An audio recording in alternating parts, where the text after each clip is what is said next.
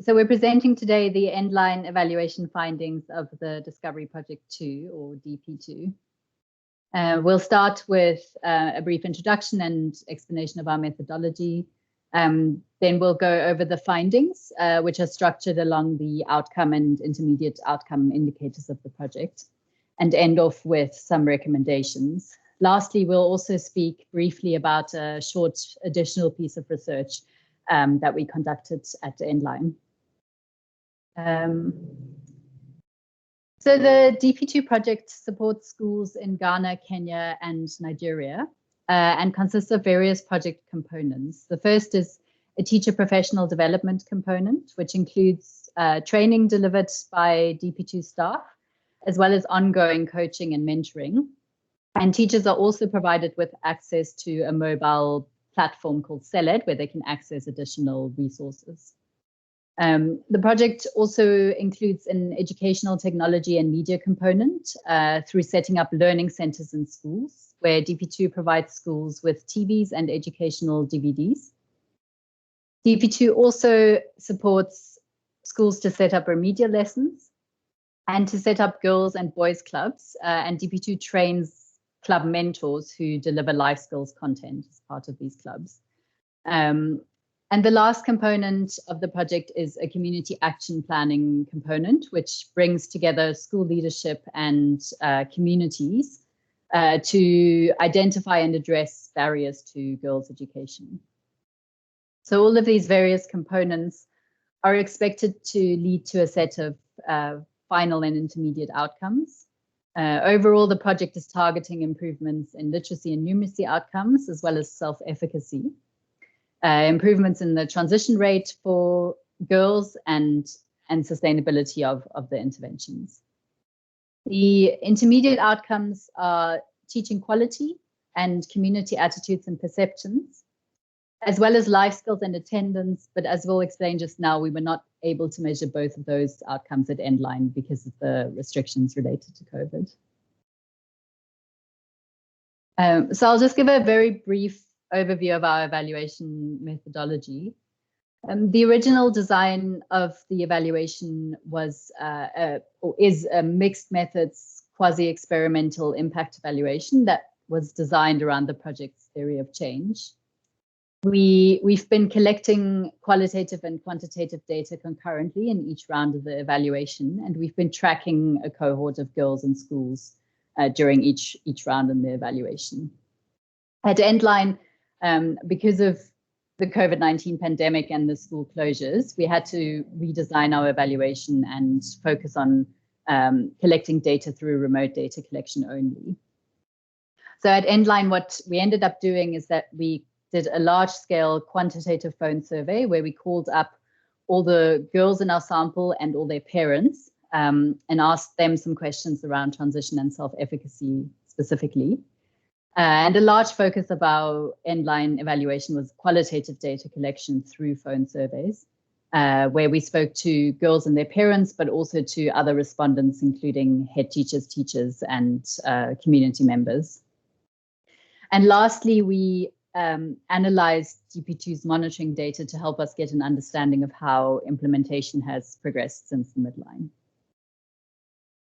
So one of the implications of this redesign that was necessary is that it was not possible to measure quantitatively some of the impact indicators in both treatment and control schools that we had set out to measure.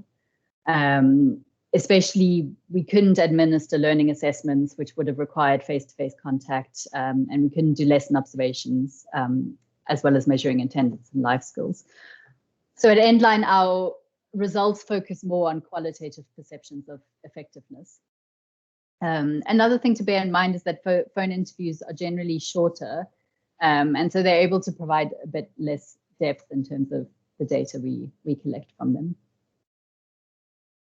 Before we go into the findings, one other thing that's helpful to flag at this point is the exposure that the girls that we've been speaking to in this evaluation have actually had to these DP2 interventions. So at baseline 2 years ago in 2018, we selected girls who were all in primary 5. 1 year later, by the midline stage, the majority of those girls had moved on to be in primary 6.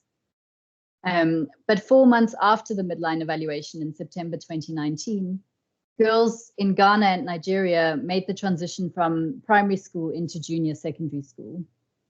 Whereas in Kenya, primary school continues until primary 8. So girls stayed in primary school in Kenya. And that's important to keep in mind because DP2's interventions are less intensive in junior secondary schools. And so girls in Ghana and Nigeria from September 2019 onwards had no further involvement in remedial lessons or in the girls' clubs. And the teacher training is also less intensive. In addition, as we know from March 2020, schools closed. So the 4 months leading up to the Endline evaluation, which was done in July 2020, none of the girls had any further exposure to those DP2 interventions as they were originally designed and conducted in schools. So that's important to keep in mind when we look at our findings, because to some extent what we're measuring is whether the impact that was generated between baseline and midline has been sustained even as girls have had less direct exposure to these interventions. So before we get into the main findings, we just wanted to share a little bit about how COVID-19 has disrupted education for the girls in our sample. So as schools closed, governments in all the 3 countries have rolled out distance learning opportunities. But what we find in our evaluation is that the uptake of these opportunities is fairly low, largely because many girls don't have access to the devices required to access these opportunities. So they don't have smartphones, televisions, or radios. In some cases also because of the cost associated with it. So even if they have a TV, parents may not be able to pay a subscription for them.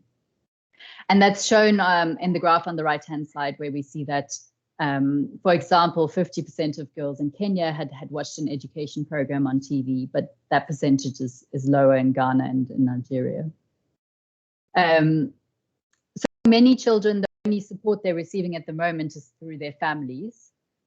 When parents can afford it, they are paying for private tuition for their daughters to bridge this gap, or they're asking older siblings to support younger siblings with their studies. We also find that girls are engaging more in chores and in economic activities to support their households.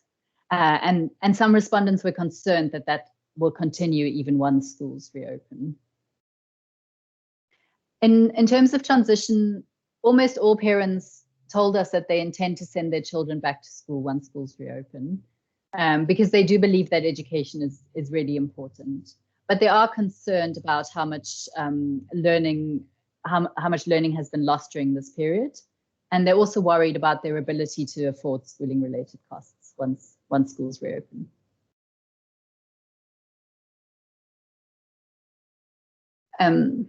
So that was just a brief bit of context of how girls are learning at the moment. We'll now move into the findings of our Endline evaluation in relation to the project, and we'll focus on the outcome and intermediate outcomes in turn. I'm going to start by discussing the findings on learning outcomes. So at midline, we had found that DP2 had a large and positive impact on both literacy and numeracy outcomes in Nigeria. But we found no evidence of impact on learning outcomes in Ghana and Kenya, with the exception of one area in Kenya, Wajir, where there was evidence of positive impact on. At Endline, we couldn't conduct learning assessments, so we couldn't see how girls had improved in treatment schools relative to a control school. But in the qualitative research, respondents did tell us at Endline that DP2 is changing perceptions towards learning positively.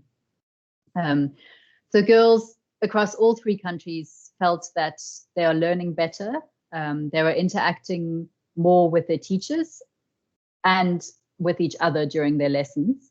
And they are feeling more confident in the classroom and more able to ask questions of their teachers. We also find evidence that DP2 components have contributed to this positive change in perceptions. So specifically what has contributed is the teacher professional development component. Teachers are telling us that they are using the strategies from the training, and as a result of using these strategies, they're observing improvements in learning in their lessons. We'll come back to that when we speak about the findings on teaching quality.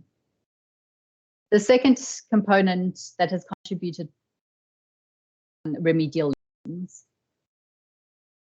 So at midline already, through multiple regression analysis, we had found that taking part in remedial lessons was associated with a bigger positive change in learning outcomes. At Endline, this is further supported in the qualitative research, where respondents are telling us that they find remedial lessons useful. So teachers in particular say that they appreciate the small class sizes of the remedial lessons. They say that this helps them to focus on individual students' needs.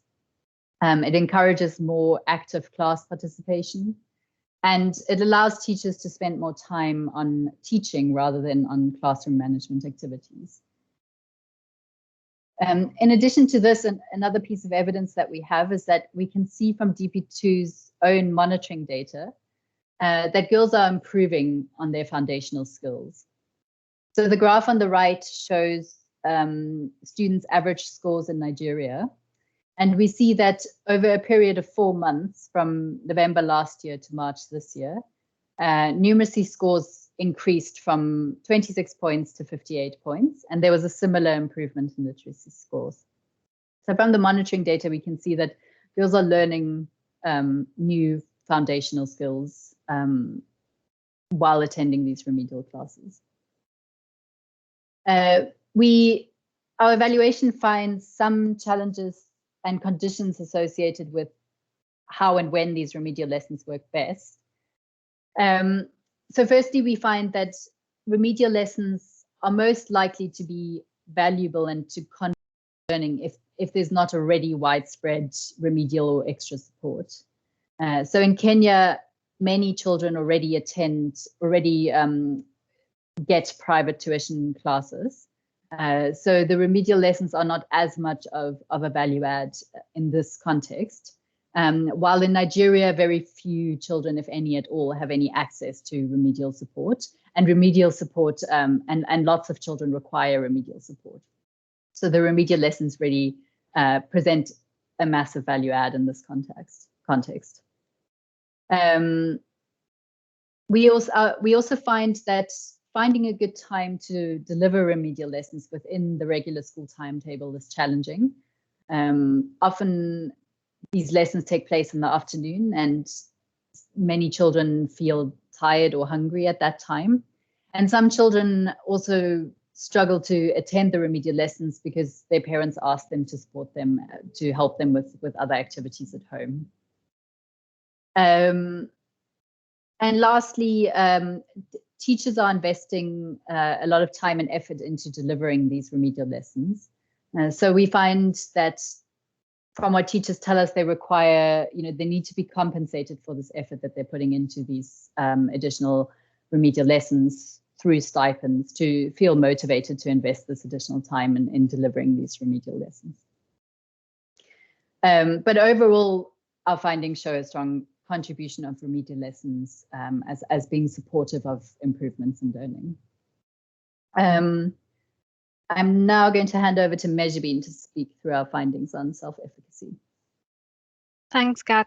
I think right at the outset, I'd like to say that it was quite challenging to interpret the self-efficacy findings at Endline. In part, this was because our findings were inconsistent. Both the quantitative and the qualitative findings present different a different analysis and a different picture. And this can be explained in some part because of the way we were measuring self-efficacy. The quantitative findings were in some way a blunt measure. It's a generalized score. It has 10 points.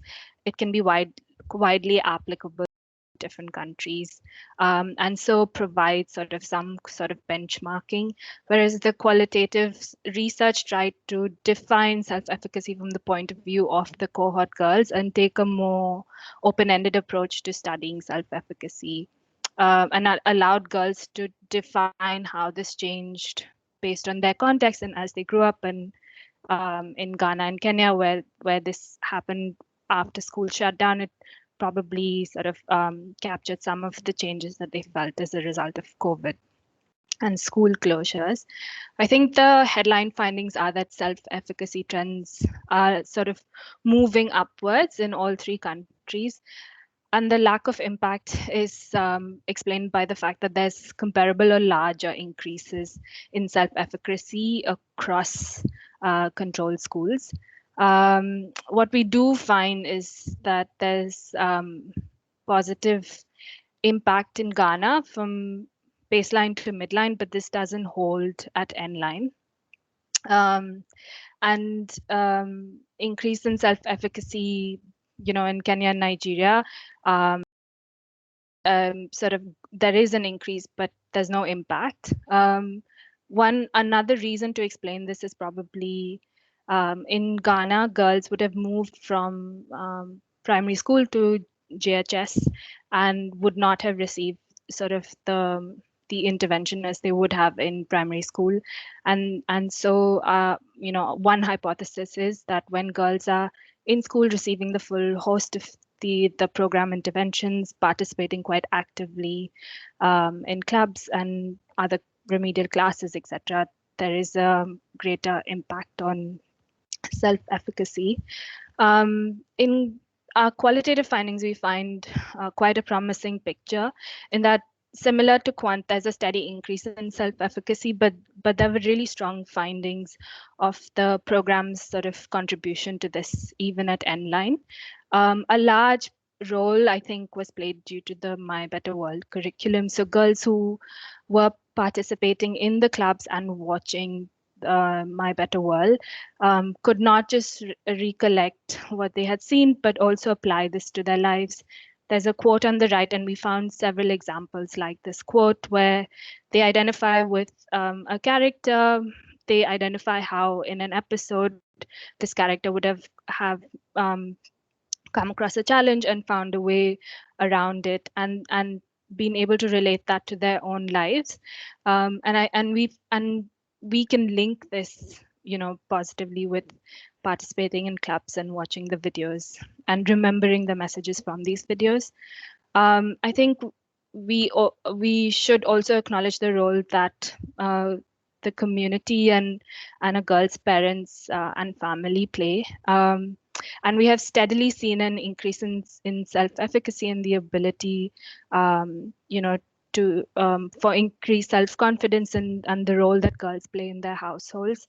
And so as parents and family members rely more on their daughters for support, advice, and opinions, girls state that their own perception of self-efficacy has increased.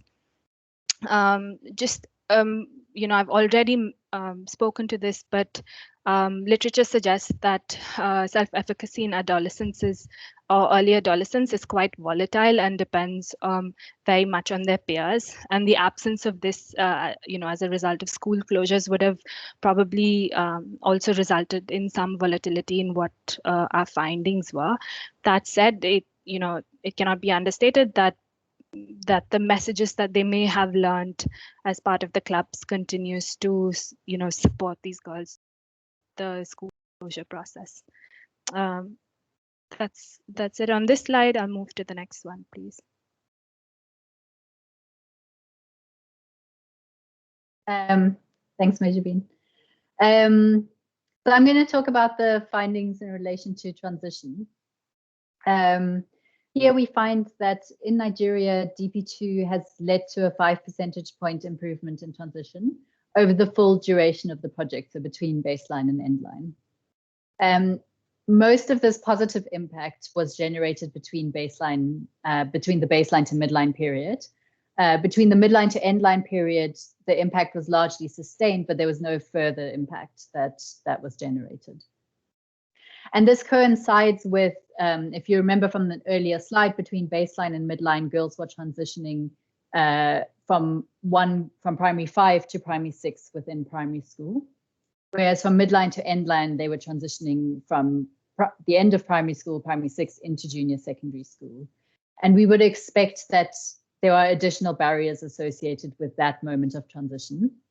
And our evaluation does find, which I'll speak about a bit later, that there are some structural barriers to that moment of transition that the project wasn't able to address and also wasn't intended to address. So those barriers remain, but overall there's been a positive impact on transition in Nigeria. We also find some evidence of how project components have contributed to this positive impact. So as I mentioned earlier, our evaluation shows that remedial lessons and the teacher professional development have contributed to improvements in learning. And it is very, very likely that these improvements in learning have contributed towards lower grade repetition rates in Nigeria, and that this is contributing to the overall positive impact on transition. Secondly, multiple regression analysis, we find that high levels of community action planning in communities where there's high levels of community action planning, this is also associated with higher rates of transition. So looking at the findings in Ghana and Kenya, in those countries, we find that DP2 has not, we don't find any evidence that DP2 has had an impact on transition. It's important to note that transition rates at baseline in those two countries were already very high in both the treatment and control groups. They were over 90%. And so there was really limited room for DP2 to have any further positive impact on transition in those two countries. And this was also reflected in how DP2 set its own targets for what they aim to achieve in the log frame, where they aim to maintain that same transition rate relative to the control group. So while they've achieved that log frame target, there was no evidence that there was any positive impact over and above what we see happening in the control group. As I mentioned earlier, our evaluation also finds some evidence that there are some barriers to transition that remain. And these are structural barriers that would have been beyond the scope of the project to address. And they relate specifically to that moment of transition between primary and junior secondary school. So, and these include that there's a lower availability of junior secondary schools, that there are norms, persisting norms around early marriage, especially in Nigeria, and factors associated with poverty and the costs of sending girls to school. So overall in Nigeria, around sort of in the high 70, 75% of girls are transitioning into junior secondary school. And so there are these structural barriers that remain for a proportion of the girls that are managing to make that jump.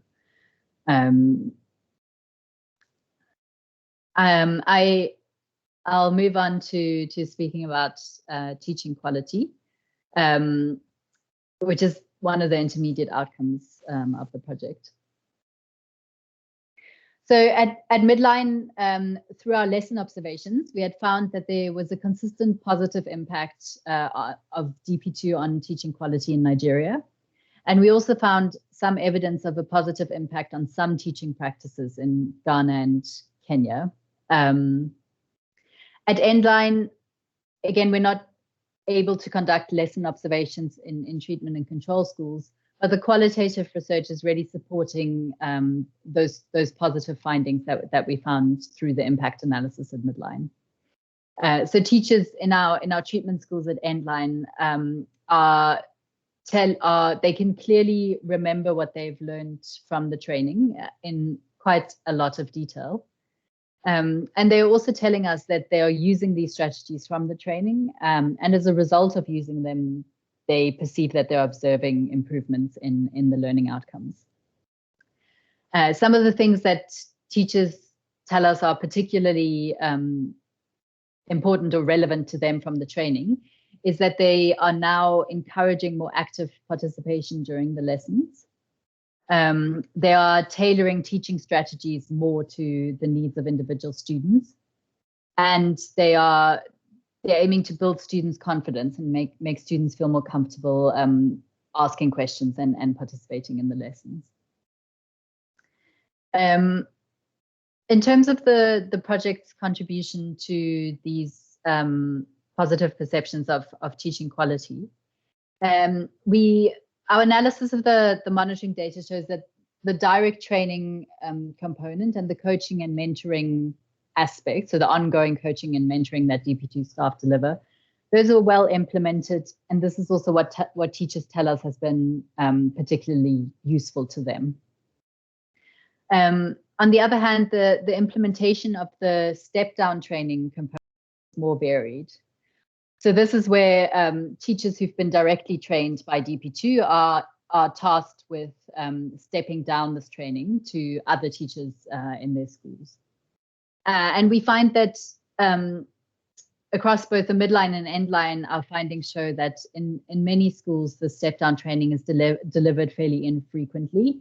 And the duration of the step-down training also tends to be shorter than the direct training. So it's unlikely that there's enough time to deliver the full content from the direct training to other teachers in the school in the amount of time that teachers are spending on the step-down training. Lastly, we also find that the uptake of this mobile CELET platform has been varied across the countries.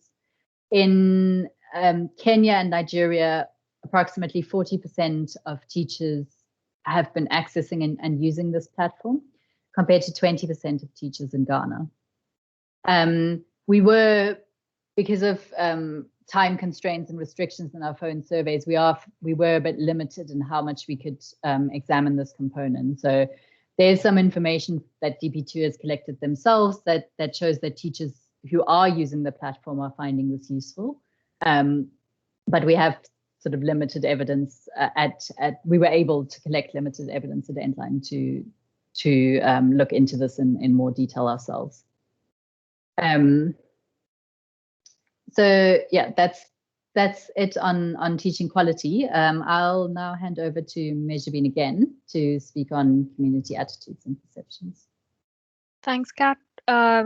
So DP2 intended to change or in some way influence community attitudes and perceptions towards education, especially girls' participation in education through CAPs. CAPs are community action plans, and it could be a written or a not written but agreed process of supporting both the community and school and working positively towards getting more girls in school and creating a positive and supportive environment in school. We do find that there was a slow start of at midline. There was a slow start in the planning process. This picked up considerably at Endline.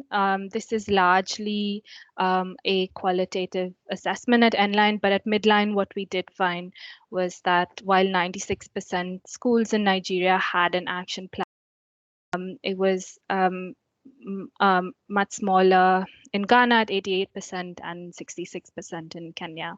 I think this trend kind of is supported by qualitative research as well, not just in the number of plans, but the quality of plans. In Nigeria, we find not only do CAPS have quite a diverse membership, trying to incorporate women's groups and mothers, but also influential and supportive members of the community, whether it be religious leaders or other people who could influence perceptions, and really,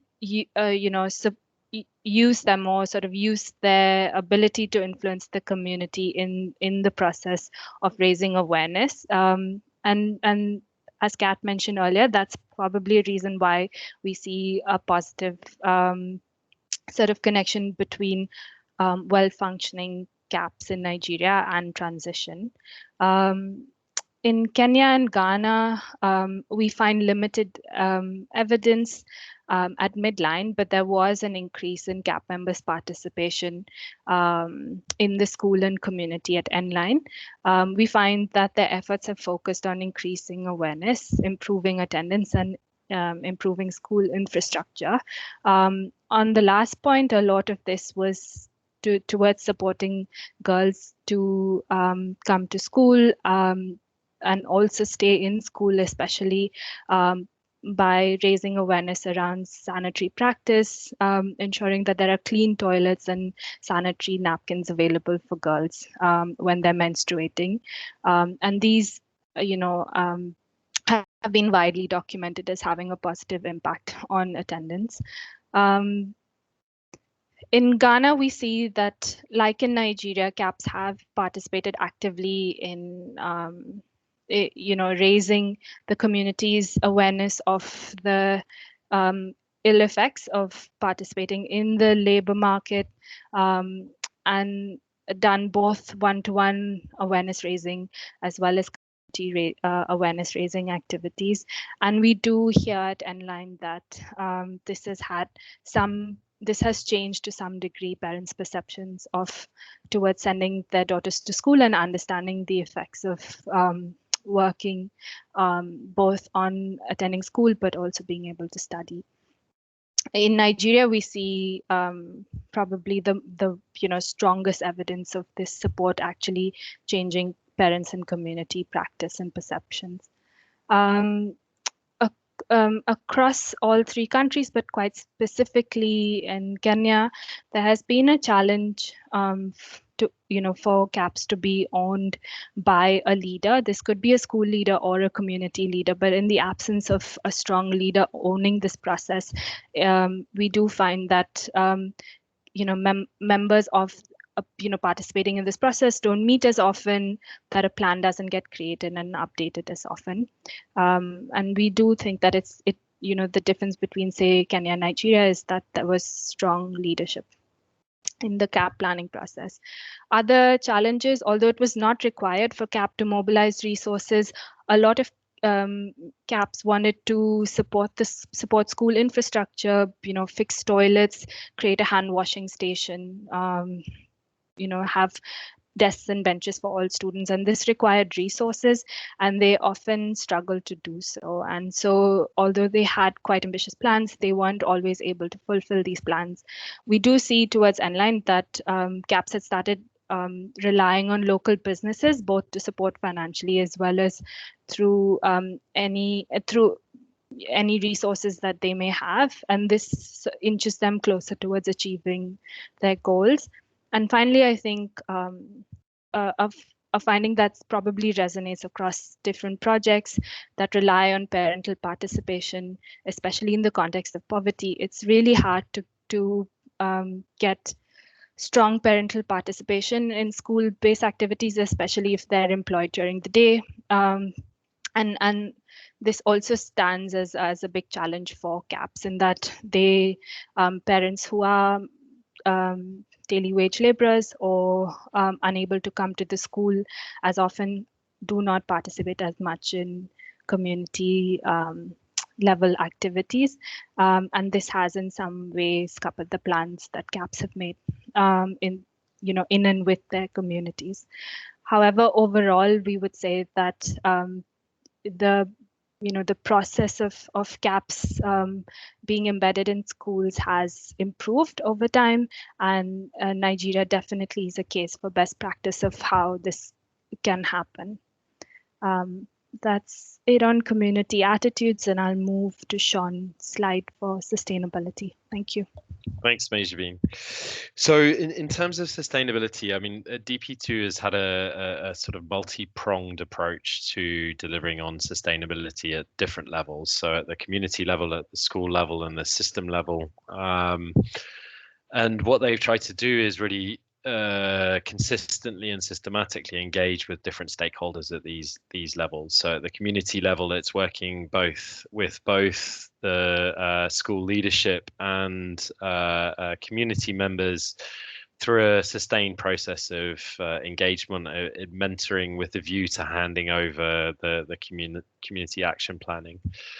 At the school level, this is about identifying specific individuals within the school to take ownership of project activities, whether this is, they're working with the head teacher, but also working with resource teachers, for example, for the remedial lessons and the teacher training, with the idea that these resource teachers would be able to train others as new teachers come into the school.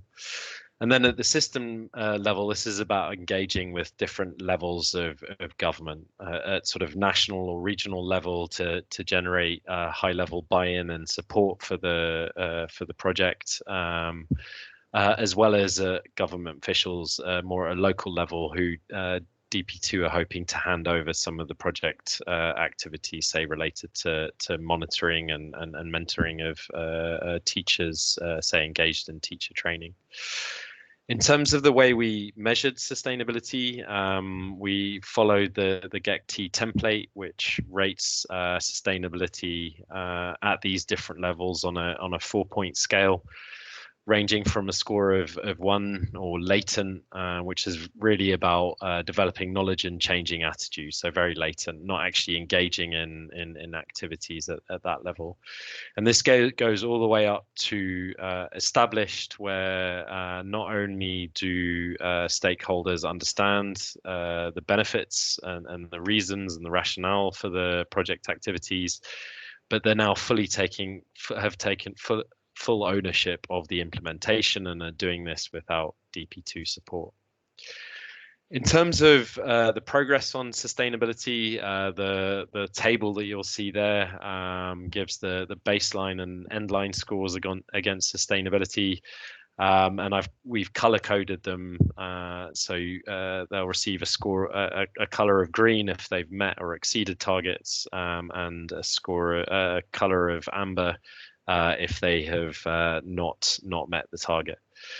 And what we see here is that there's progress, at least in some dimensions in all countries, but particular progress in Ghana and Nigeria, both of which hit the majority of the sustainability targets. And I think if we look at different the different levels of engagement, so community, school, and system, there's some lessons to draw out about why or what factors make it more or less likely for activities to be sustained. So at the community level, and Mejabin has talked to some of this a little bit already, but this is very much more likely to be sustained if there's consistent engagement with a diverse group of stakeholders. And I think here, Nigeria provides a very good example of this diverse and consistent engagement. And from very early on in the project, they had succeeded in engaging not just school leadership, not just parents, not just sort of community influencers, but also communities that would have access to the kind of resources that might support the community action planning process, and also support some of the activities that they were hoping to implement to address barriers. And Nigeria was striking in particular about its ability to reach out to parents of potentially more vulnerable and marginalized girls, to take their views on board and really understand the barriers that group of girls were facing. Moving to the school level, I think there are a number of factors that make it more likely for a project to activity to be sustained. The first here is when outcomes are tangible. So, the both school level stakeholders, but also system level stakeholders can see the results of the program. And we see this most clearly, I guess, from the teacher professional development and the remedial lessons, and in some cases with the My Better World and Girls Club content. And this is really about the, stakeholders really understanding the project value add. And to pick out the remedial classes, this was a real innovation in Nigeria.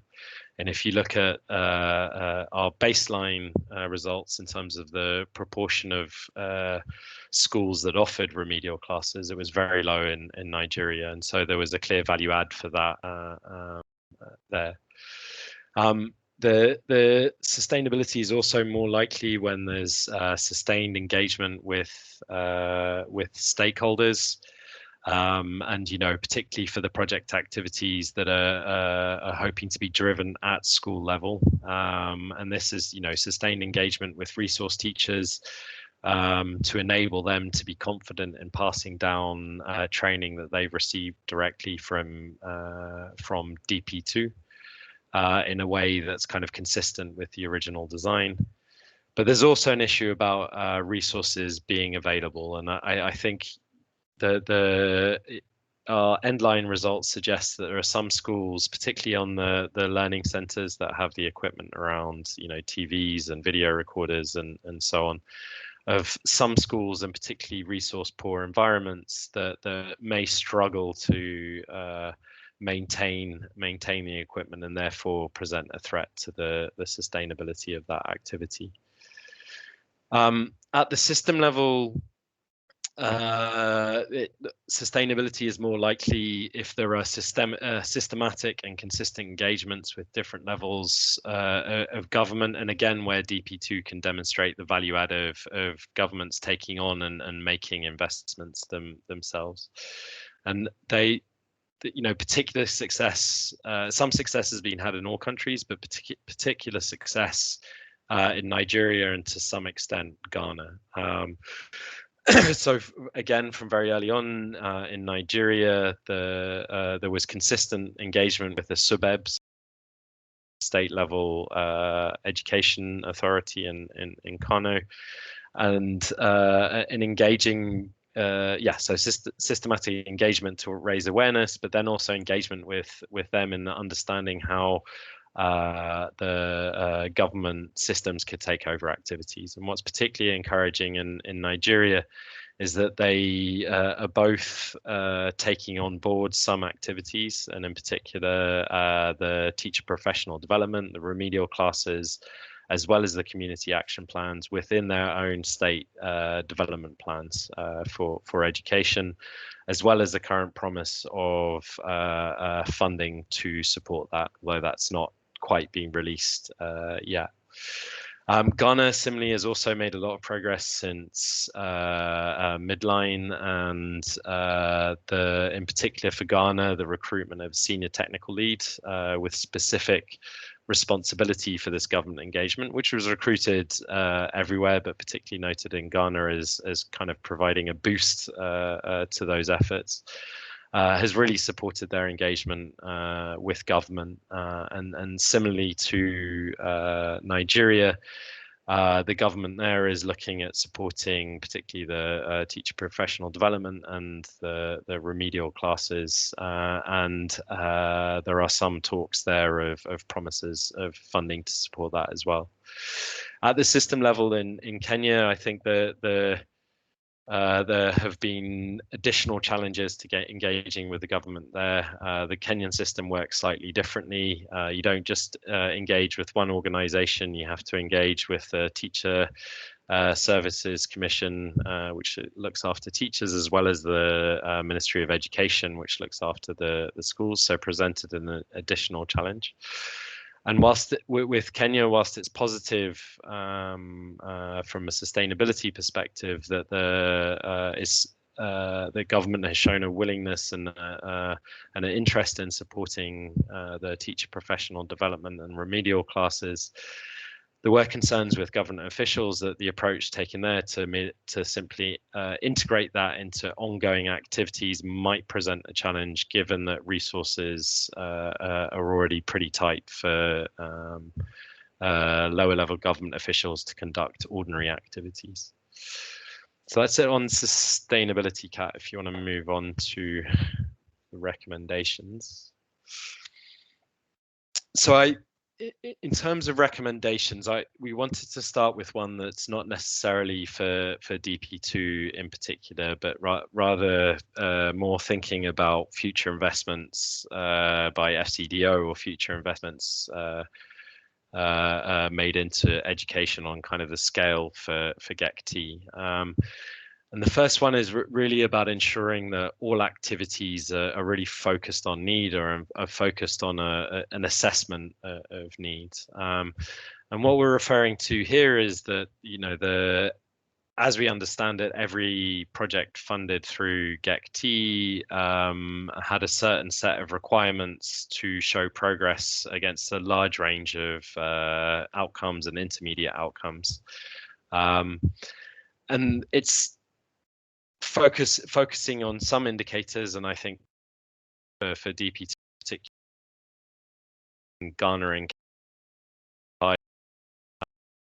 looking and focusing time, resources, and energy on improving attendance is perhaps not the most burning issue, and perhaps takes away time, resources, and energy that could be used elsewhere. Then focusing in on project activities specifically, I think we've got a lot of positive evidence around the teacher professional development and its contribution to improving teaching quality. One thing that we would recommend is really paying early attention to the capacity of institutions who are expected to take this on, to either replicate or take it to scale. And really to ensure sufficient fidelity to original design. So part of the approach that DP2 took here was to provide a set of direct training to resource teachers as an initial offering of training, which would then be cascaded through a kind of trainer methodology. And there's some evidence that the intensity of the step down training was not quite as intense as what was provided directly by DP2. Unfortunately, we couldn't test formally whether this made any difference to seeing impact on teaching quality. But it's certainly something that should be paid attention to. For remedial classes, again, we see the quite clear links between remedial classes and improved learning. But the need and the how of implementing can be dependent on context. And I've already talked about how in Nigeria, remedial classes were seen as a real innovation.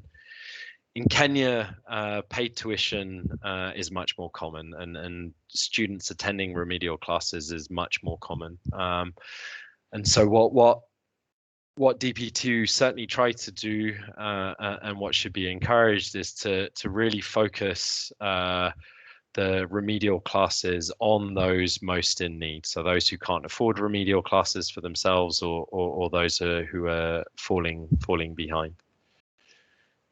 The My Better World curriculum and its delivery through the girls' clubs has also shown some promising early results, and particularly from the qualitative research Endline. And we also saw some indications of improved self-efficacy being linked to positive change in learning at midline. Unfortunately, with the COVID and our inability to do formal learning assessments, we couldn't continue to look at that part of the theory of change, but we'd certainly recommend that this is a promising intervention and that assessments of its efficacy should continue. The educational media has been shown as having potential to engage students positively, so to support teachers in keeping students active and participating in lessons. But special focus should be given on its sustainability in low resource environments, and acknowledging that in some schools, and particularly low resource environments, it's simply not feasible for them to fund the maintenance of equipment. We've also seen community action plans playing a role, certainly in identifying barriers to education and to some extent addressing some of them. And really, any future implementation of this should really follow the best practice example in Nigeria, which early on identified both kind of champions of change, both at the school level as well as community influencers, but also succeeded in generating this diverse membership. So it was really including the voice of particularly parents of the most marginalized girls. So thank you very much. That's recommendations for me, and I'll pass back to Kat. Mejwin. Oh, Mejwin, Yeah. sorry. This one's for me. Lastly, we'll just like to present our findings from our research in phase 2 schools. This research, so just by way of context, but really a caveat, this research took place at Endline only. It was in 3 schools and a qualitative study. It was based on the perceptions of resource teachers and head teachers. It focused on program interventions that were rolled out in phase 2 schools, namely teacher training, step-down training, use of learning centers, and other educational media, and the CAP process. At Endline, we had established with other schools and participants a rapport over the 3 years that has spoken to the depth of our data. Unfortunately, given both COVID and telephone qualitative research, as well as the fact that we did not have this rapport built with our respondents in phase 2, our data is quite limited. That said, we did find useful evidence that phase 2 schools really follow the larger and broader trend that we see across the rest of our schools in the 3 components that we studied.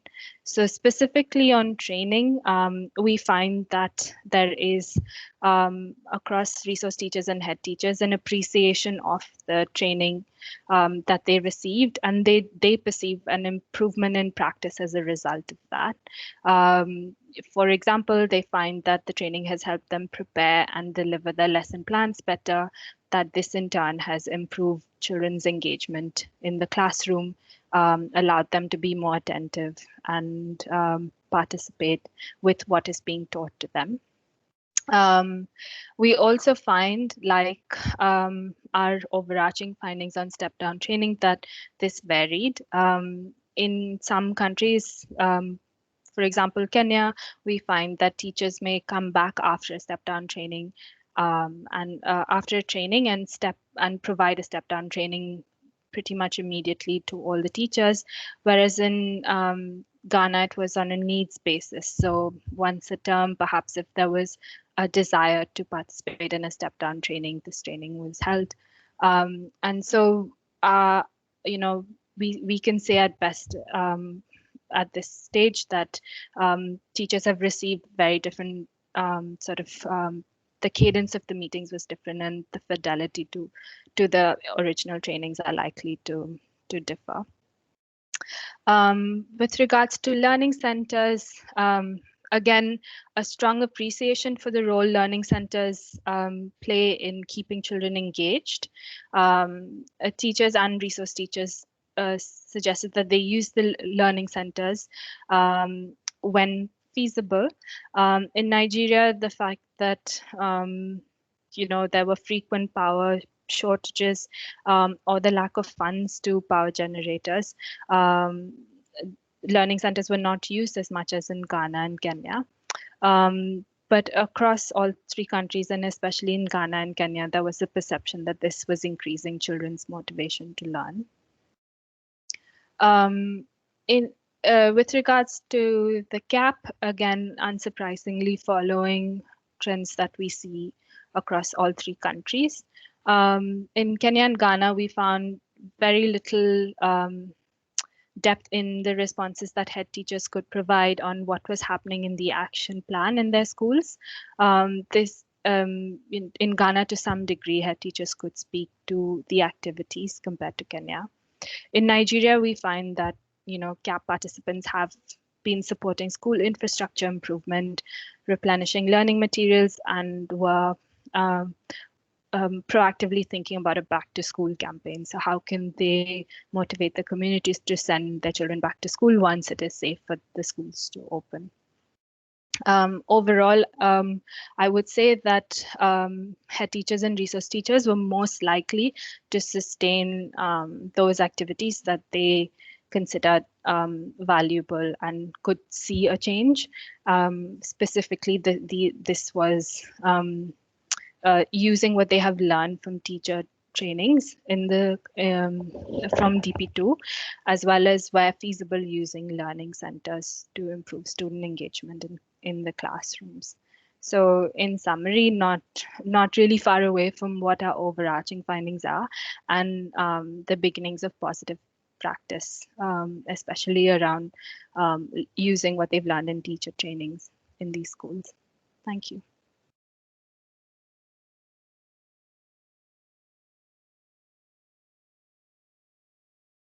Great, thanks so much. I think we'll start taking questions now. We only have 10 minutes, but perhaps those of us who can stay on for the rest of the questions.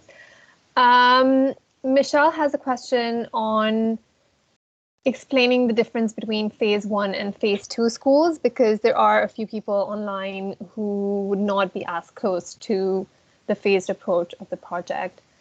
Andrew, do you want to explain that, or do you prefer someone else to take that? I'm happy to. Just in brief, we agreed as part of the final design of the GECT project to carry out an accelerated learning strategy from early 2018. That was agreed just as Baseline was about to roll out.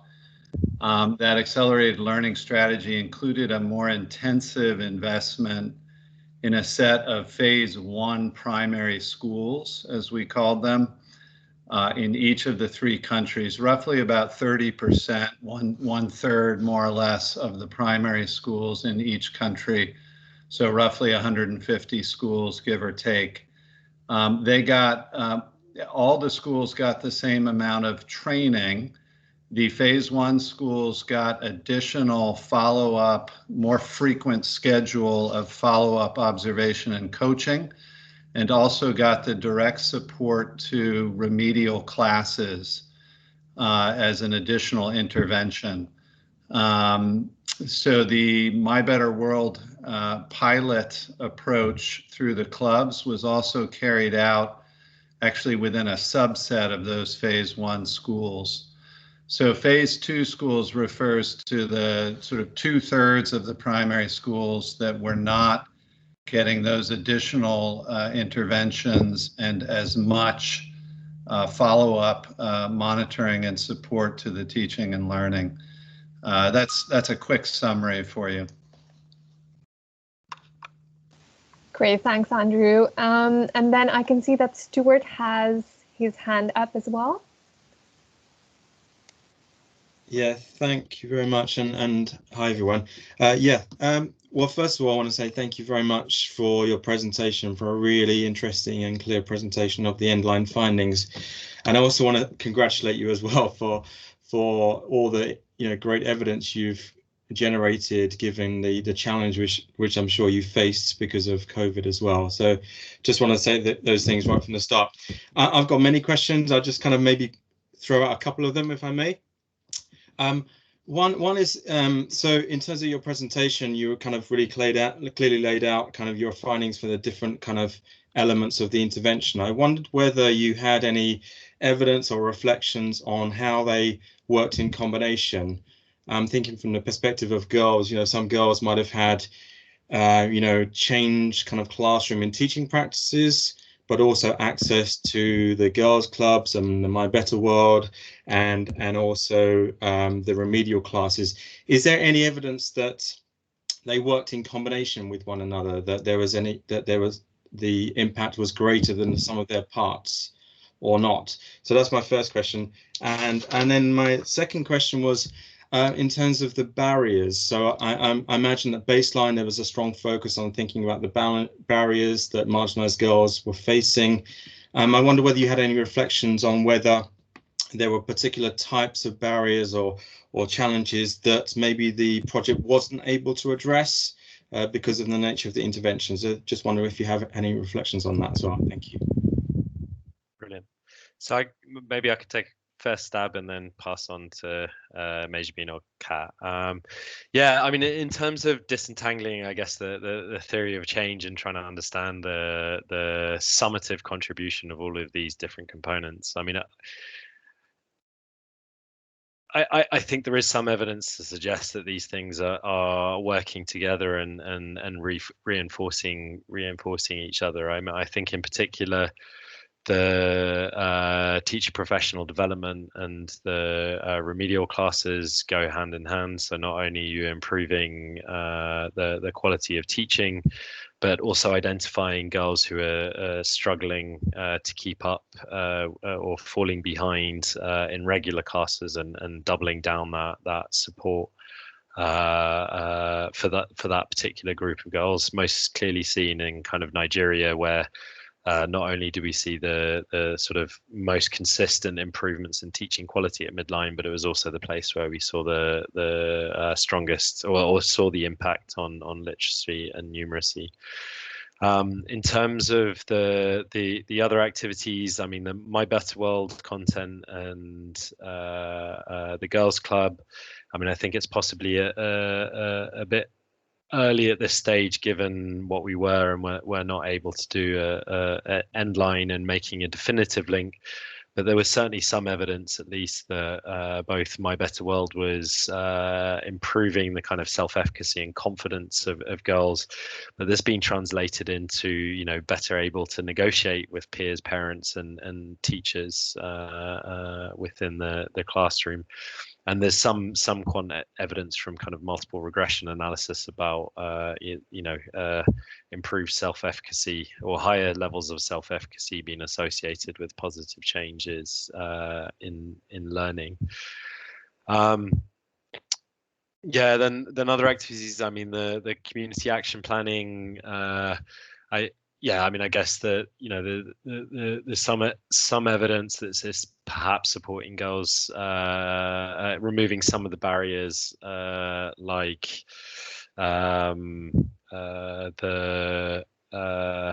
participation in household chores or participation in kind of economic activities like hawking on the street or supporting mum and dad with their small business. I don't think we have quite a clear link about whether or not that improves learning, other than, you know, if it supports them being in the classroom on time and not quite as tired. There's potential there. In terms of the barriers, yeah, I mean, the DP2 isn't by design set up to address all barriers to all things. And in Nigeria and to some extent Ghana has been effective in addressing those kinds of barriers. So the sensitization around the importance of education to amongst parents and community members, but also the sensitization about why particular actions, for example, asking a child to help mum and dad in their business, might have an impact on education. There are the barriers that remain significant, which a project like DP2 just is simply not set up to address. These relate to things like poverty, and I guess this is probably both related to the opportunity cost of sending a girl to school, as well as the affordability of things like books and supplies and so on. And, you know, for particularly for girls in Ghana and Nigeria who are making the transition to secondary school, and this probably applies a bit more to Nigeria than Ghana. DP2 is not set up to address lack of access to a secondary school, which remains a challenge, I think, in Nigeria. Kat, Mejbin, I don't know if you want to add anything to that at all. Just fleshing out the last point a little bit more, I think distance to school and the challenges that girls face going to school are not something the project can change immediately.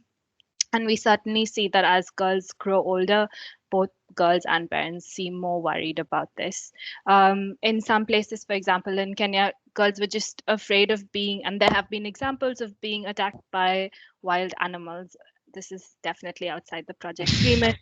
Uh, I mean, and poverty, I think, continues to be quite a pressing issue. So we spend a lot of time at baseline trying to understand these barriers.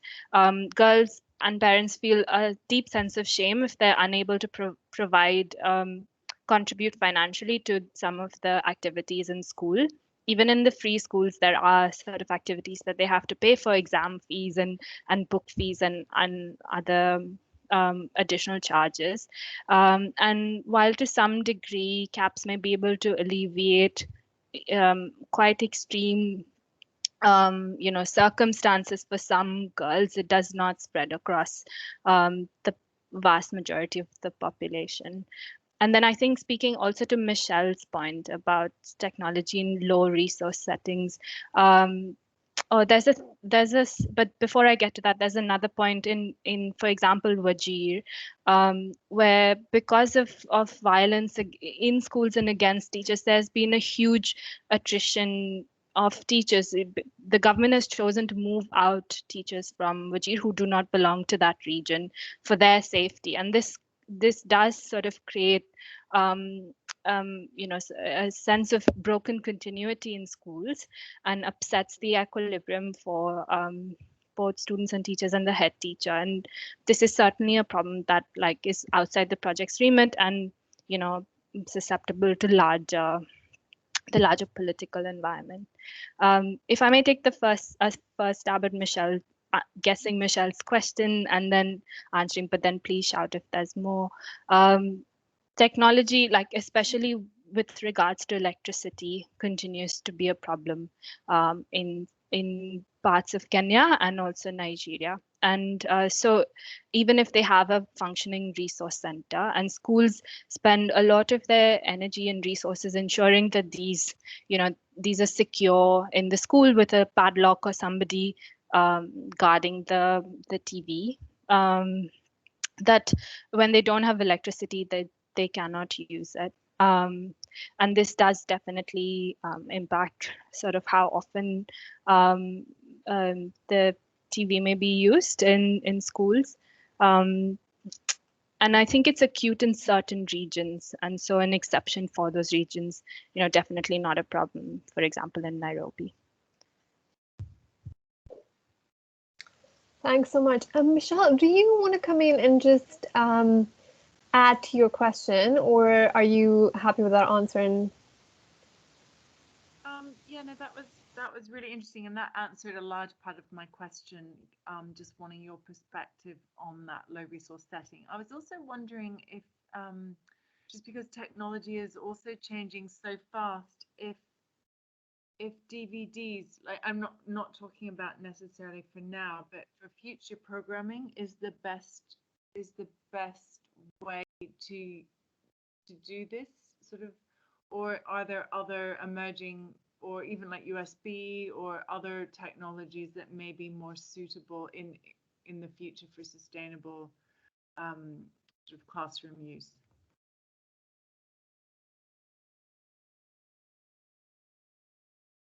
Yeah, I'm not sure as an evaluation we have a good answer to that. I think, thinking clearly about what's most accessible in the context and what's most likely for a school or whatever to be able to sustain is probably the line of thinking that I would go down.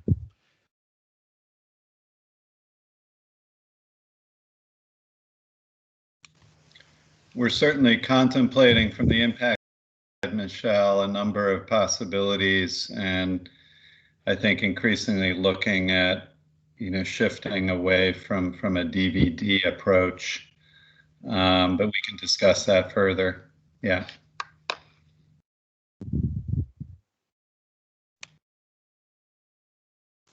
Great, thanks. And I know that Irim's left a question on the step-down training, the factors that enable it, where it is successful, and the barriers to it.